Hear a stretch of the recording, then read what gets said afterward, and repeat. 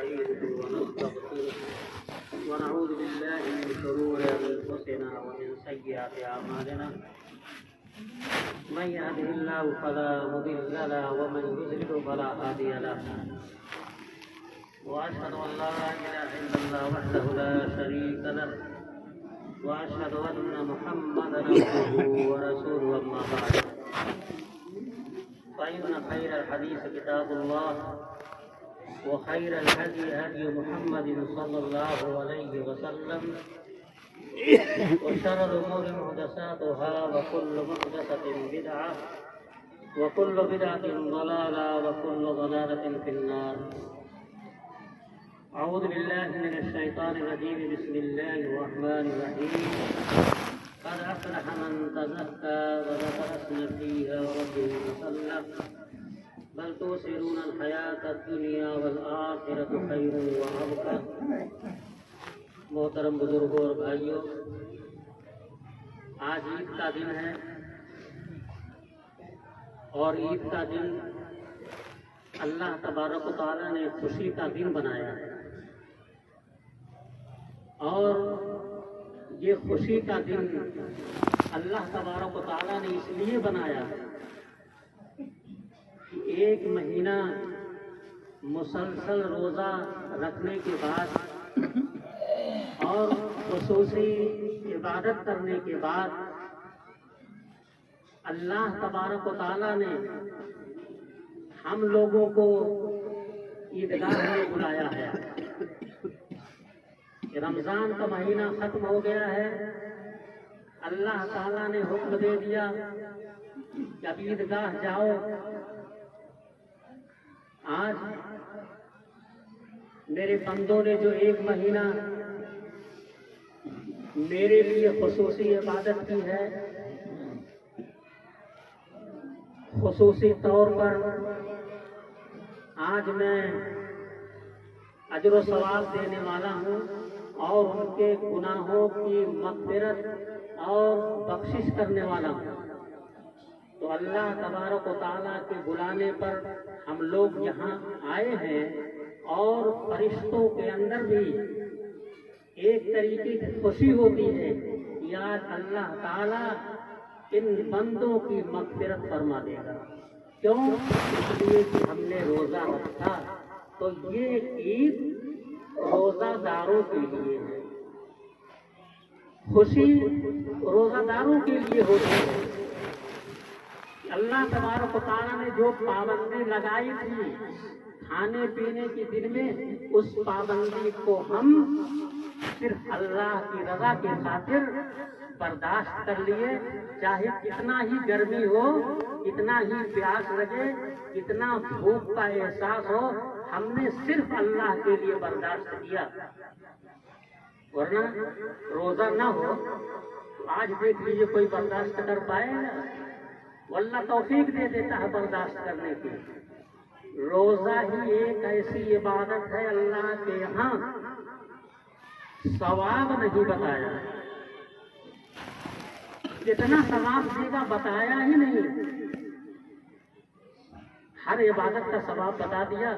خصوصاً رمضان میں ساری عبادتوں کا ثواب بہت زیادہ بڑھا دیتا ہے، لیکن یہ روزہ جو ہم نے رکھا ہے کتنا ثواب دیا بتایا ہی نہیں، نہ قرآن کے اندر نہ حدیث کے اندر. کیوں؟ اس لیے کہ اس روزہ کے اندر خلوص پایا جاتا ہے. اللہ کہتا ہے کہ میرا بندہ میرے لیے روزہ رکھا ہے، وہ چاہے تو تنہائی میں وضو کرتے ہوئے ایک گھونٹ پانی پی سکتا ہے، چاہے تو تنہائی میں کھانا کھا سکتا ہے، کون دیکھ رہا ہے؟ لیکن اللہ اس کے سامنے ہے اور وہ ہے، تنہائی ہے. اللہ کے لیے وہ کبھی نہیں پانی پیے گا نہ کھائے گا. نماز میں تو دکھلاوا ہو سکتا ہے کہ نماز پڑھنے کے لیے جائیں، نہیں جائیں گے تو لوگ کیا کہیں گے، ایسا بھی ہوتا ہے. ہر ایک چیز میں یہ ریا پائی جا سکتی ہے اگر خلوص نہ ہو، لیکن اس کے اندر کوئی ریا نہیں ہے. اس لیے اللہ تبارک و تعالیٰ نے اس کا اجر و ثواب چھپا کر کے رکھ دیا اور اتنا زیادہ اللہ نے رکھا ہے کہ جس کا کوئی بھی انسان تصور نہیں کر سکتا ہے. اس لیے اللہ تعالیٰ نے قرآن میں بتاتا 7 گنا 10 گنا ملے گا نہیں، بہت زیادہ اللہ دے گا کہ خوش ہو جائیں گے روزہ دار. اس روزہ کو میرے بھائیوں، جب بھی رمضان کا مہینہ آئے کبھی روزہ مت چھوڑنا، بغیر عذر کے روزہ مت چھوڑنا. جتنی بھی گرمی کی شدت ہو، جتنی بھی پریشانی ہو، ہر سال ایک مہینہ یہ رمضان رہتا ہے، برداشت کر لینا اس اللہ کے خاطر جو بے حساب اجر و ثواب دینے والا ہے. اسی لیے نبی کریم صلی اللہ علیہ وسلم فرماتے ہیں کہ جو آدمی روزہ نہیں رکھتا ہے جتنا ثواب اتنا ہی سخت وعید ہے. جب حضرت جبریل امین مجھے لے کر کے گئے معراج میں دیکھا کچھ لوگوں کو الٹے لٹکا دیا گیا، منہ سے خون بہ رہا ہے، جبڑے کو چیر دیا گیا ہے. پوچھا جبریل امین کیا معاملہ ہے، اتنی تکلیف اتنی سزا؟ کہا یہ وہ لوگ ہیں جو روزہ نہیں رکھتے. یہ روزہ نہ رکھنے والوں کے لیے سخت وعید ہے، اس لیے کبھی روزہ نہیں چھوڑنا چاہیے میرے محترم بزرگوں اور بھائیوں. اور یہ سب کی عبادتوں کا دار و مدار توحید پر ہے. توحید پرست اگر ہمارے اندر اصلی توحید نہ ہو تو سارے عمل بیکار ہو جاتے ہیں. یعنی ایک اللہ کی عبادت، ایک اللہ کے سامنے سر جھکانا، یہ ہے توحید. لیکن آج ہمارے بہت سے مسلمان بھائی سمجھ نہیں پاتے ہیں کہ توحید کیا چیز ہے. ایک طرف مسجدوں میں اللہ کے سامنے سجدہ بھی کریں گے اور دوسری طرف درگاہوں پر بھی چلے جائیں گے سجدہ کرنے کے لیے، قبروں پر بھی سجدہ کرنے کے لیے چلے جائیں گے، بابا کے آستانوں پر بھی چلے جائیں گے سجدہ کرنے کے لیے، اور اپنی حاجتیں مانگنے کے لیے اللہ کو چھوڑ کر کے وہاں چلے جائیں گے. یہ کیا ہوتا ہے؟ شرک ہوتا ہے. خود جاتے ہیں، عورتوں کو لے کر کے جاتے ہیں جہاں جانا حرام ہے، حرام ہے. اللہ تعالیٰ بہت ناراض ہوتا ہے کہ پیدا میں نے کیا، کھانا میں دے رہا ہوں، ساری چیزیں میں عطا کر رہا ہوں، اور یہ بندہ مجھے چھوڑ کر کے وہ جا رہا ہے دوسرے کی چوکھٹ پر سجدہ کر رہا ہے، جھک رہا ہے، بہت ناراض ہوتا ہے. یہ شرک ہے. اگر یہ چیز آ گئی ہمارے سارے عمل، کتنا ہی نماز پڑھ لیں، کتنی ہی عبادتیں کر لیں، سارے عمل بیکار اگر توحید نہیں. اللہ تعالیٰ نے نبی کریم جناب محمد رسول اللہ صلی اللہ علیہ وسلم کو فرمایا لئن اشرکت لیحبطن عملک. اگر آپ شرک کریں گے تو آپ کا بھی عمل بیکار ہو جائے گا. یہ کس کو کہہ رہے ہیں؟ نبی کو کہہ رہے ہیں. اور ہم نبی کے امتی ہیں، وہ پیغام ہم کو آ گیا کہ اگر ہم بھی شرک کریں گے تو سارا عمل برباد ہو جائے گا. اس لیے محترم بزرگوں اور بھائیوں، توحید پرست بنیے،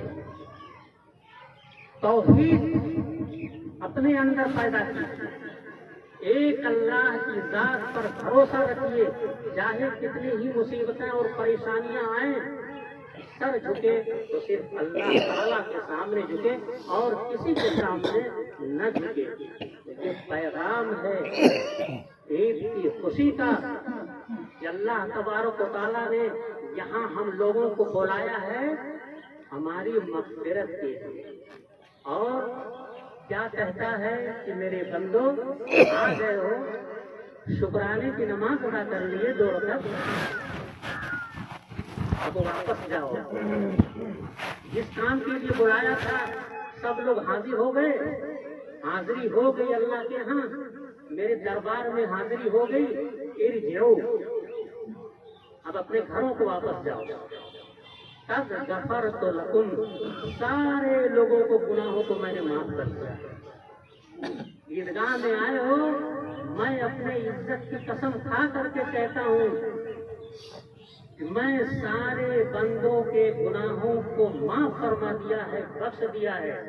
وَبَدَّلْتُ سَيِّئَاتِكُمْ حَسَنَاتٍ، اور میں نے تمہارے گناہوں کو نیکیوں میں بدل دیا ہے۔ جو تم نے گناہ کیا ہے اس کو میں نے بدل دیا ہے۔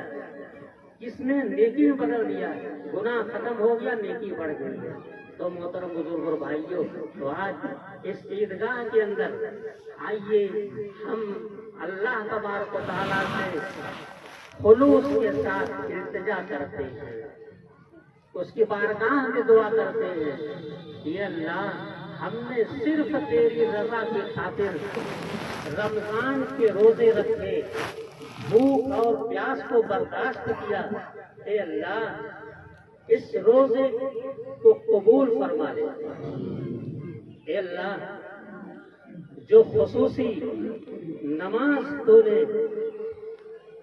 بندوں پر عائد کر دیا، قیام اللیل، تراویح، یہ خصوصی نماز تھی رمضان کی۔ اللہ نے نبی کریم صلی اللہ علیہ وسلم نے خوشخبری سنائی، ان کی بھی مغفرت ہو جاتی ہے جو قیام اللیل کرتے ہیں۔ تو اللہ، ہم نے تیری رضا کی خاطر قیام اللیل کیا پورے مہینے، اللہ قبول فرما لے اس کو۔ اللہ، جو قرآن ایک انقلاب برپا کر دیا، جس کے پڑھنے سے تو نے حرف حرف کا ثواب رکھ دیا ہے اور 10 گنا بڑھا دیا ہے۔ اے اللہ، ہم نے اس قرآن کو تلاوت کیا، اس قرآن کو پڑھا ہے۔ اے اللہ، ہمارے تلاوت کو بھی قبول فرما لے۔ اے اللہ، ہم نے تیری رضا کی خاطر تمہارے اللہ راستے میں صدقہ و خیرات کیا، ہم نے اپنا پیسہ خرچ کیا اللہ جو تو نے دیا تھا۔ اے اللہ، یہ صدقہ و خیرات ہم نے خلوص دل سے دیا ہے۔ اے اللہ، اس کو قبول فرما لے۔ اے اللہ، ہم جو نماز کی پابندی کیے، اے اللہ، ہماری نمازوں کو قبول فرما لے۔ اے اللہ، اگر ان عبادتوں میں کوئی کمی ہو گئی ہے، کوئی کوتاہی ہو گئی ہے، کوئی غفلت ہو گئی ہے، تو اللہ اپنے دامن عفو میں جگہ دینا، معاف فرما دینا۔ اے اللہ، ہم تیرے اس دربار میں جمع ہیں، اللہ، ہم سارے لوگوں کے گناہوں کو معاف فرما دے۔ اے اللہ، جس طریقے سے ہم نے عبادتیں کی ہیں، اے اللہ، ہمیں عبادت کرنے کی توفیق عطا فرما دے۔ ایسا نہ ہو کہ ہم شیطان کے چکر میں پڑ کر کے جو رمضان کے اندر عبادت کیے ہیں وہ چھوڑ بیٹھے۔ اے اللہ، شیطان کو ہم سے دور فرما دے۔ شیطان اب یہ بہکانے کے لیے چھوٹ گیا ہے، رمضان بھر پابندی رہتی ہے، لیکن اب شیطان چھوٹ گیا، آپ کے پیچھے وہ لگا رہے گا، سب کو بہکائے گا۔ آپ جیتتے ہیں کہ شیطان کامیاب ہوتا ہے، یہ اب آپ کو طے کرنا ہے، یہ آپ کو فیصلہ کرنا ہے۔ اگر شیطان آ کر کے کہتا ہے، عبادت سے روکتا ہے، تو آپ شیطان کو دھتکار دیجیے اور عبادت میں آگے بڑھ جائیے۔ یہ ہے اصل کامیابی، یہ ہے مومنانہ صفت کہ شیطان کے چال میں نہ پڑے۔ تو محترم بزرگ اور بھائیوں، آئیے ایک بار پھر اللہ سے معافی مانگتے ہوئے ہم اپنے اس خطبے کو ختم کر رہے ہیں۔ اللہ تو ہمارے گناہوں کو معاف کرنے والا ہے، معافی کو پسند کرتا ہے، معاف کر دے۔ اللہم انک عفو تحب العفو فاعف عنی۔ اللہم انی اسألک العفو والعافیہ فی الدنیا والآخرہ۔ ربنا ظلمنا انفسنا وان لم تغفر لنا وترحمنا لنکونن من الخاسرین۔